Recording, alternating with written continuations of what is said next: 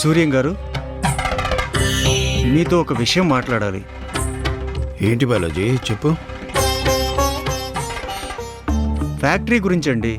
ఆ ఫ్యాక్టరీ మీదే, కానీ మీరేమో రాణి పేరు మీద రాశారు. అయినా సరే ఆ ఫ్యాక్టరీ బాధ్యత మొత్తం మనదే. మీరు ముందుకు రాకుండా నాతో కథంతా నడిపించారు. తర్వాత మీరే అని తెలిసినా కూడా అక్కడ ఏ విషయం జరిగినా వాళ్ళు నాకే ఫోన్ చేస్తున్నారు. ఇప్పుడు ఫ్యాక్టరీ మూతపడింది. కార్మికులందరూ ఇబ్బంది పడుతున్నారు. వాళ్ళకి నెల నెల ఇబ్బంది లేకుండా మీరు ఎంత డబ్బిచ్చినా సరే పని చేయకుండా ఎవరు మాత్రం ఎంతకాలం డబ్బు తీసుకుంటారు?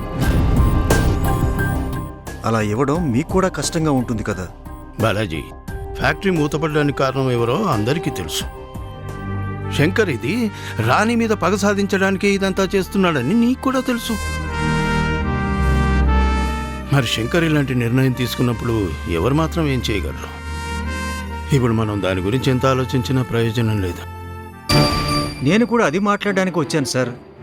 రాణి గాని రాధ కానీ ఈ కేసు విషయంలో ఇంత పట్టుదలగా ఎలా ఉండగలిగారు? మీరు వాళ్ళ వెనకాతల ఉన్నారనే ధైర్యంతోనే కదా. ఏం జరిగినా మీరు చూసుకుంటారన్న నమ్మకంతోనే కదా. అందుకే వాళ్ళు శంకర్ ప్రసాద్ గారు లాంటి వ్యక్తితోనే వాళ్ళు గొడవ పెట్టుకున్నారు. కానీ ఆయన తన మనవరాలి విషయంలో జరిగిన దాన్ని అంత తేలిగ్గా తీసుకునేలా లేరు. అందుకే శుభ్రంగా రన్ అవుతున్న ఫ్యాక్టరీకే సీలు వేయించే పరిస్థితి తీసుకొచ్చారు. అది ఆయనకున్న ఇన్ఫ్లుయెన్స్. అనవసరంగా ఆ కుటుంబాల మధ్య గొడవల్లో ఒక ఫ్యాక్టరీ మూతపడ్డం, కార్మికులందరూ రోడ్డు మీద పడ్డం ఎంతవరకు న్యాయం సార్? ఈ విషయంలో ఎవరో ఒకరు తగ్గాలి సార్. శంకర్ ప్రసాద్ గారు ఎలాగూ తగ్గరు. రాణినే ఈ కేసు వెనక్కి తీసుకోమని మీరు చెప్పండి. తను కేసు వెనక్కి తీసుకోవడం వల్ల శంకర్ ప్రసాద్ గారి కోపం తగ్గుతుంది, ఫ్యాక్టరీ మళ్ళీ ఓపెన్ అవుతుంది, అన్నీ బాగుంటాయి. రాణికి కూడా ఇంత పంతం ఉండకూడదు కదా సార్. తప్పుగా మాట్లాడుతున్నావు బాలాజీ. రాణి గురించి చాలా పొరపాటుగా మాట్లాడుతున్నావు. రాణి నాకు కీర్తితో సమానం. అసలు రాణియే లేకపోతే నేను ఆ రోజు బయటకు వచ్చేవాన్నా? మీ అందరితో ఇలా ఉండేవాన్నా? నేను చెయ్యని తప్పుకు నా మీద నింద పడింది. అన్ని సాక్ష్యాధారాలు నేనే దోషులను నిలబెట్టాయి. అప్పుడు రాణియే కీర్తిలా నారాయణతో మాట్లాడింది. చేసిన తప్పును నారాయణ ఒప్పుకున్నాడు కాబట్టే నేను శిక్ష నుంచి బయటపడ్డాను. నేను నిర్దోషినని ఈ ప్రపంచానికి తెలిసేలా చేసింది రాణి. దానికి సాక్ష్యం నువ్వే. అలాంటి రాణి విషయంలో ఒక చిన్న మాట మాట్లాడినా నేను ఊరుకోను. మళ్ళీ చెప్తున్నాను, నాకు కీర్తి ఎంతో రాణి అంతే. నా దృష్టిలో రాణి కీర్తిలు వేరువేరు కాదు. నేను రాణిని తక్కువ చేయాలనుకోవడం లేదండి, కానీ ఫ్యాక్టరీ గురించి ఆలోచించమంటున్నాను. వర్కర్ల జీవితాల గురించి ఆలోచించమంటున్నాను. నేను అన్నీ ఆలోచించాను. వర్కర్లు ఇబ్బంది పడకూడదని, వాళ్ళు రాణిని తిట్టుకోకూడదని, ఫ్యాక్టరీ తెరిచేంత వరకు నెల నెల డబ్బులు నేనిస్తానని చెప్పాను. ఆ ఫ్యాక్టరీని ఎలా తెరిపించాలో ఏం చేయాలో నాకు బాగా తెలుసు. అవన్నీ నేను చూసుకుంటాను. అయినా 2 కుటుంబాల మధ్య గొడవ అంటున్నాం. మనకెందుకు అంటున్నాం? ఈ 2 కుటుంబాలు ఎవరివి? ఒకటి నా ప్రాణ స్నేహితుడి కుటుంబం, రెండవది నా మనవరాలు రాణి కుటుంబం. 2 నా కుటుంబాలే. 2 నాకు కావలసిన వాళ్ళే. వాళ్ళిద్దరి మధ్య పంతాన్ని ఎలా సరిదిద్దాలో అది చూడాలి. ఇందులో రాణి తప్పు లేదు. రాధ కూడా తన భార్య విషయంలో ఇలా జరిగినందుకు కోపంగా ఉన్నాడు. భర్తగా అది రాధ బాధ్యత. వాళ్ళు కేసు విత్డ్రా చేసుకోను అంటే నేనే వాళ్ళకు సపోర్ట్ చేశాను. మీరు ఎటువంటి పరిస్థితుల్లోనూ కేసు విత్డ్రా చేసుకోవద్దని నేనే వాళ్ళకు చెప్పుకొచ్చాను. అక్కడ న్యాయం ఉంది కాబట్టి నేను న్యాయం వైపు నిలబడ్డాను. శంకర్ తన మూర్ఖత్వంతో ఇదంతా చేస్తుంటే నేను దాన్ని సపోర్ట్ చేయను. ఫ్యాక్టరీని ఎలా తెరిపించాలో నాకు బాగా తెలుసు. ఇంకెప్పుడు రాని విషయంలో తక్కువ చేసి మాట్లాడకు.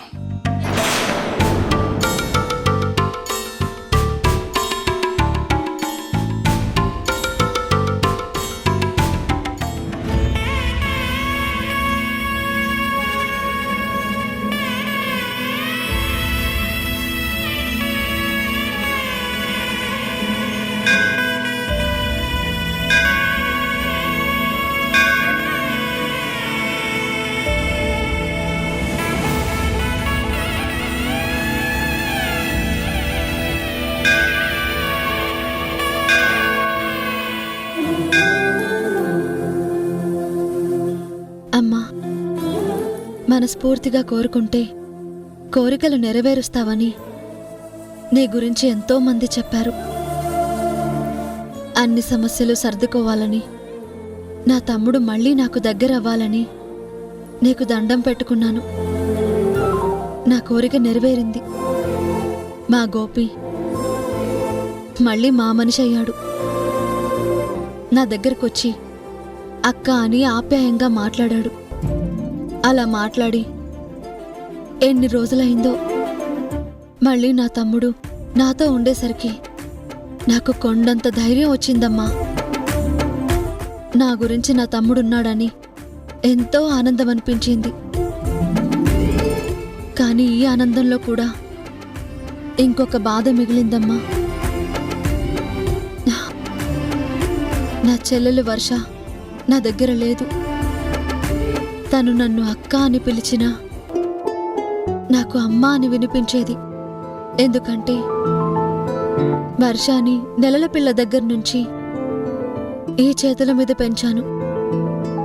తనకి ఊహ తెలిసిన దగ్గర నుంచి నేను గోపి తప్ప ఇంకో ప్రపంచమే తెలీదు. మాకున్న దాంట్లోనే నా చెల్లెలకి ఏ లోటు రాకుండా ఎంతో అపురూపంగా చూసుకున్నాను. అలాంటి నా చెల్లెలు నాకు దూరమై ఎన్నో రోజులు గడిచిపోయింది. తన గురించి ఎన్నో ప్రదేశాలు వెతికాను. చివరికి నా కంటికి కనిపించినట్టే కనిపించి మళ్ళీ కనుమరుగైపోయింది. ఎక్కడ ఉన్నా తను బాగుండాలని కోరుకుంటున్నానమ్మా. అలాగే నా చెల్లెలు మళ్ళీ నా దగ్గరికి రావాలని నేను వేడుకుంటున్నానమ్మా. అది కూడా జరిగేలా చెయ్యి తల్లి. ఒకరి పంతం వల్ల ఫ్యాక్టరీ మూతపడింది.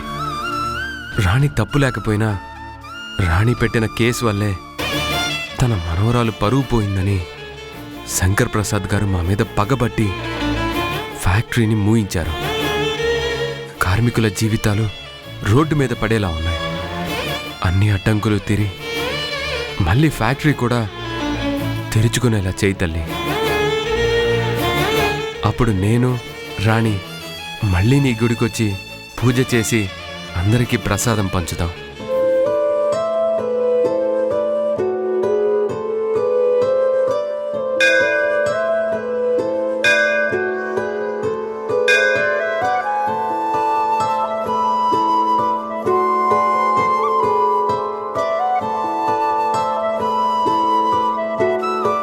ఈ ప్రసాదాన్ని గుళ్ళో ఉన్న అందరికీ పంచిపెట్టండి అమ్మా.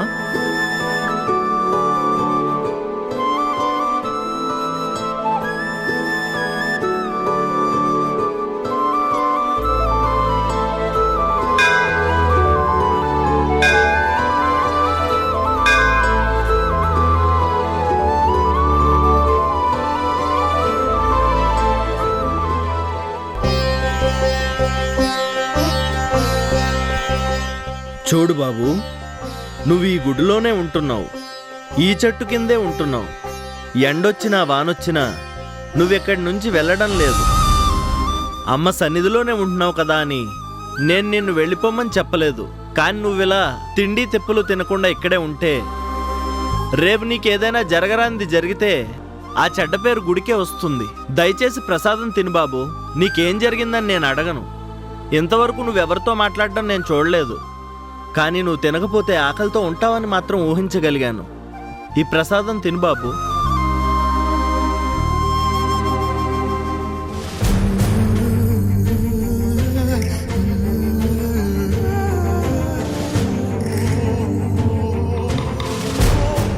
పంతులు గారు, ప్రసాదం తీసుకెళ్లారు కదా, మరి ఎవరికి ఇవ్వకుండా మళ్ళీ తీసుకొచ్చారేంటి?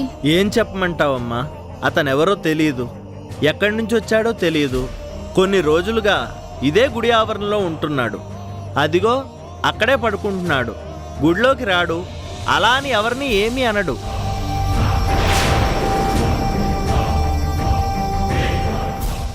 కనీసం ప్రసాదం పెట్టినా తినడం లేదమ్మా. ఆకలితో ఎన్ని రోజులుంటాడో. మనిషి బ్రతకాలంటే ఏదో ఒకటి తినాలి కదా. అమ్మవారి ప్రసాదం తినమన్నా కూడా తను తినకుండా ఉంటున్నాడు. ఏం చెయ్యాలో ఎలా చెప్పాలో కూడా అర్థం కావడం లేదమ్మా. అదేంటండి, అలా తినకుండా ఎలా ఉంటాడు? తన ఆరోగ్యం బానే ఉంది కదా?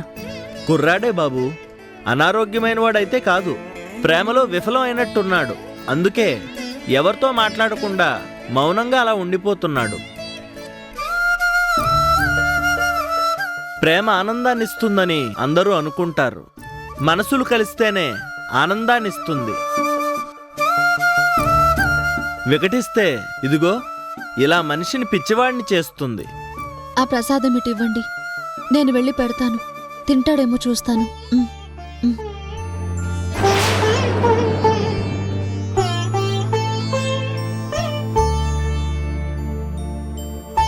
రాణి, నువ్వు ఆగు రాణి, నేను వెళ్తానులే. ఇటు సరే, వెళ్ళండి. ఆగండి, ఎక్కడికి వెళ్తున్నారు? అదే, తనేం తినలేదంట కదా, అందుకే ఈ ప్రసాదం తినమని చెప్పడానికి వెళ్తున్నాను. భలే వారండి. నేను ప్రతిరోజు ఈ గుడికి వస్తున్నాను. ప్రతిరోజు ఆ వ్యక్తిని చూస్తున్నాను. అక్కడ పెట్టిన ప్రసాదం అలాగే గాలికి ఎగిరిపోతుంది, కానీ అతను మాత్రం ముట్టుకోవటం లేదు. చూడబోతే పిచ్చెక్కినట్టున్నాడండి. పొరపాటున గట్టిగా చెప్తే ఏ రాయితో కొట్టాడంటే లేనిపోని ప్రమాదం. పిచ్చివాళ్ల జోలికి వెళ్ళడం అంత మంచిది కాదు. నేను చెప్పాల్సింది చెప్పాను, తర్వాత మీ ఇష్టం. అదేంటండి అలా చెప్తున్నారు? మనం మాత్రం చేయగలిగిందేముంది? పంతులు గారు చెప్పినా వినడం లేదంటేనే అతని పరిస్థితి ఏంటో అర్థమైంది కదా. మనం వెళ్ళిపోదాం పదండి. ప్రసాదం పెట్టాలని నిర్ణయించుకున్నాం కదా, తనకిచ్చేసి వస్తాను. నువ్వు ఇక్కడే ఉండు.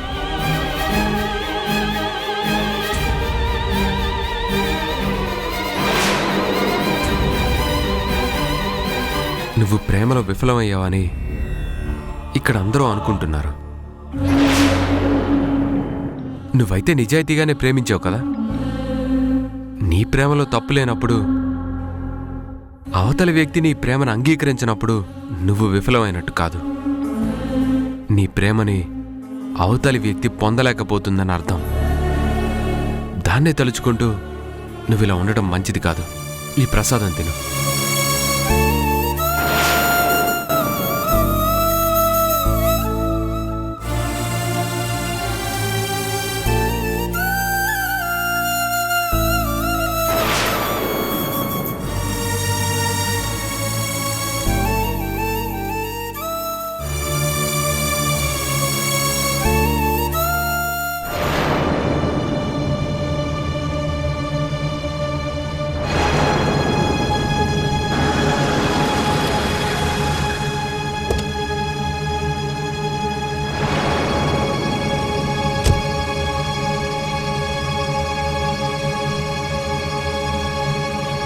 నమస్కారం అమ్మా. నమస్కారం. కలవమన్నారు.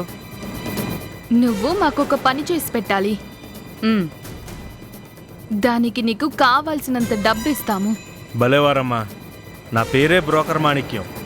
గవర్నమెంట్ ఆఫీసులో పనులు చేయించి పెట్టి కమిషన్లు తీసుకుంటూ ఉంటాను. అదే వృత్తిగా బతుకుతున్నాను. కానీ మీ భర్తగారు జిల్లా కలెక్టర్ అయిన తర్వాత నా ఆటలు సాగనివ్వట్లేదు. అందుకే అలాంటి వ్యక్తి ఉద్యోగంలో ఉంటే మంచిది కాదు అని మేమొక నిర్ణయానికి వచ్చాం. గోపి విషయంలో నువ్వొక పని చేశావనుకో, గోపి ఉద్యోగం ఊస్టింగ్ అవుతుంది. ఆ ప్లేస్లోకి కొత్త కలెక్టర్ గారు వస్తారు. మళ్ళీ నీ పనులన్నీ సజావుగా సాగుతాయి. నీ కమిషన్లు నీకొస్తాయి. చెప్పు, మేము చెప్పినట్టు చేస్తావా? ఏం మాట్లాడుతున్నారు అమ్మగారు? కలెక్టర్ గారు మీ అల్లుడు. అల్లుడు ఉద్యోగం పోవాలని మీరు కోరుకోవడం ఏంటమ్మా? మా మమ్మీయే కాదు, నేను కూడా కోరుకుంటున్నాను. నువ్వు చెయ్యగలవా లేదా అది చెప్పు చాలు. ఎందుకు చేయను? కానీ పొరపాటున నా పేరు బయటకు వచ్చిందంటే ఇది ఒక కలెక్టర్తో వ్యవహారం. నా జీవితం సర్వనాశనం అయిపోతుంది. నీకా భయమేమీ అవసరం లేదు. ఈ పని నువ్వు చేయగలవన్న నమ్మకంతోనే మేము నిన్ను పిలిచాం. నువ్వు చేస్తావో లేదో అది సమాధానం చెప్పు. సరేనమ్మా, కానీ ఇంతకుముందు ఎన్నో పనుల మీద కలెక్టర్ ఆఫీస్కి వెళ్ళాను. నేను పెట్టిన ప్రతి ఫైల్ని చూసి అందులో అవకతవకలున్నాయంటూ కలెక్టర్ గారు సంతకం పెట్టట్లేదు. దాంతో నాకు రావాల్సిన చాలా కమిషన్లు ఆగిపోయాయి. నేను కలెక్టర్ ఆఫీసులో పని చేయించలేను అని చాలామంది కాంట్రాక్టర్లకి నా మీద చిరాకు వచ్చింది. దీనంతటికీ కారణమైన కలెక్టర్ గోపి మీద పగ తీర్చుకోవాలని నాకు కూడా ఉంది మేడం. ఏం చేయాలో చెప్పండి మేడం.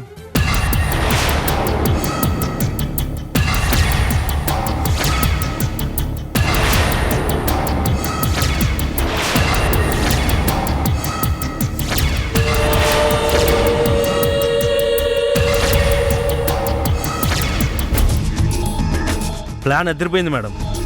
ఏం చేయాలో చెప్పండి. దానికి తగ్గట్టు ఏ జాగ్రత్తలు తీసుకోవాలో నేను చూసుకుంటాను. బేబీ, ఇది అడ్వాన్స్ మాత్రమే.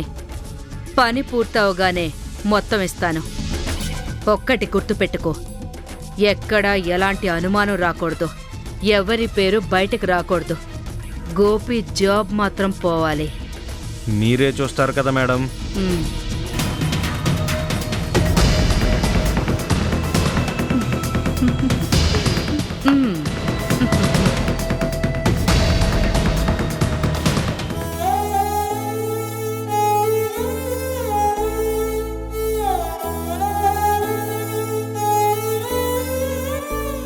ఏమిటి బాబు ఇది?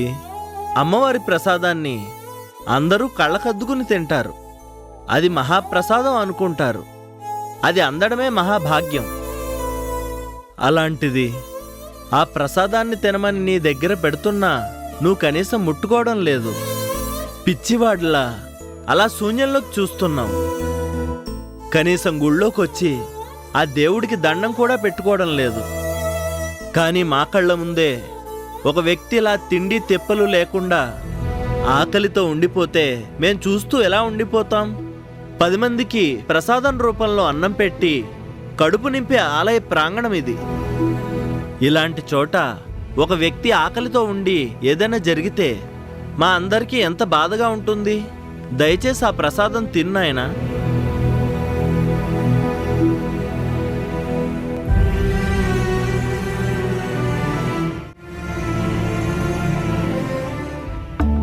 ఏమిటి తల్లి నీ లీలా?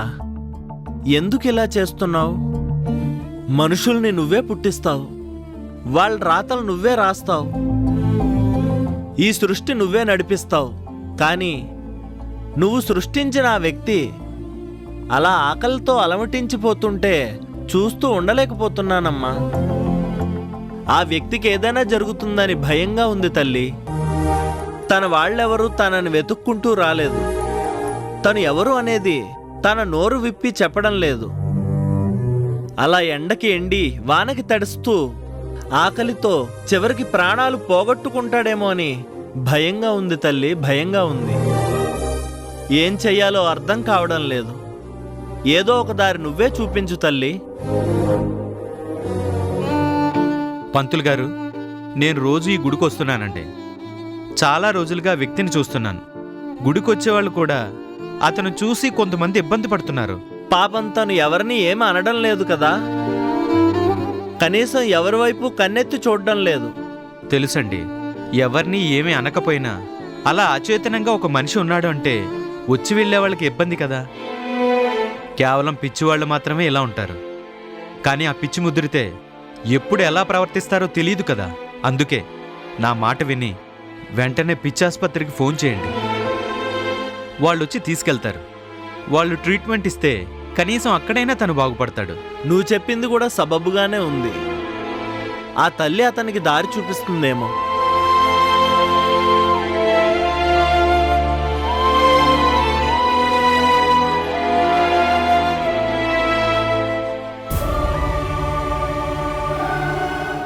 చెప్పండి. అయ్యా నమస్కారం అండి. నా పేరు నారాయణ దాసు, పూజారిని.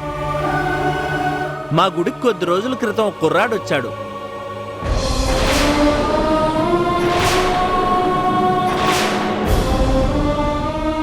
తప్పకుండా పంతులు గారు, మా మనుషులను పంపిస్తాం. అతను పంపించండి.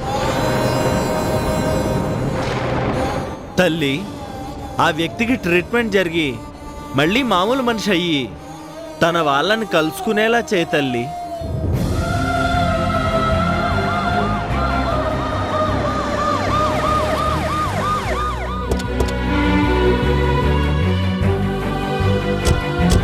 ఫోన్ చేశారంట కదా? అవును బాబు, అదిగో నేను కంప్లైంట్ ఇచ్చిన వ్యక్తి అక్కడ ఉన్నాడు.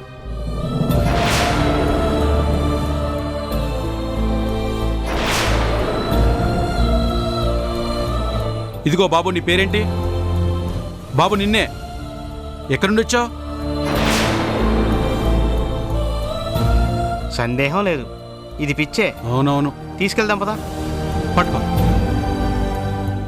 బాబు, మాతో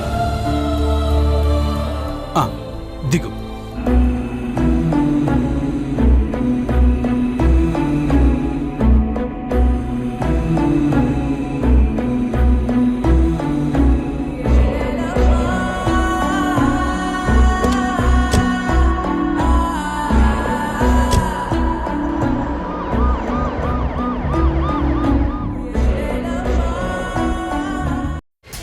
బాధపడకు తాతి, నీ మనవరాలు ఎప్పటికీ నిన్ను ఓడిపోనివ్వదు. నా తాతి ఎవ్వరి ముందు తల వంచుకోవడం నేను చూడలేను. కానీ వాళ్ళందరినీ ఎలా కట్టడి చేయాలో నేను చూసుకుంటాను తాతి. వద్దమ్మా, అనవసరంగా వాళ్ళతో గొడవలొద్దు. రాణితో నేను మీకు క్షమాపణ చెప్పించకపోతే నేను మీ మనవరాలు సమంతనే కాదు,